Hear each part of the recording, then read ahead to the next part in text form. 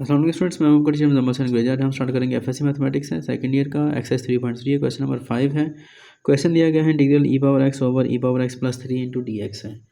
तो ये बिल्कुल ऐसे ही जैसे हमने अभी पिछला क्वेश्चन किया है। तो यहाँ पर हम क्या कर रहे हैं, जो हमारे पास डिनोमीटर आ रहा है हम इसको कोई टी जो है वो पुट कर लेते हैं। ठीक है, सब्स्टिट्यूशन के जरिए हमने करना है। पुट किया हमने t is equal to e power x plus 3। तो जब हम इसका डिफरेंशियल लेंगे तो क्या आएगा, d t is equal to e power x into d x आएगा। और 3 जो है वो चूँकि कांस्टेंट है तो उसका जो डेरिवेटिव वो 0 हो जाएगा। अब ई पावर एक्स डी एक्स ये देखें यहाँ पर ऊपर मौजूद है, तो ये किसकी इक्वल आ जाएगा, डी टी के, और ये सारे का सारा फंक्शन आ जाएगा। ठीक है, तो ये बहुत ईजी है। क्या आ जाएगा, ये सारे का सारा फंक्शन ऊपर वाला डी टी आ जाएगा, और जो नीचे वाला फंक्शन है वो क्या है, वो टी है।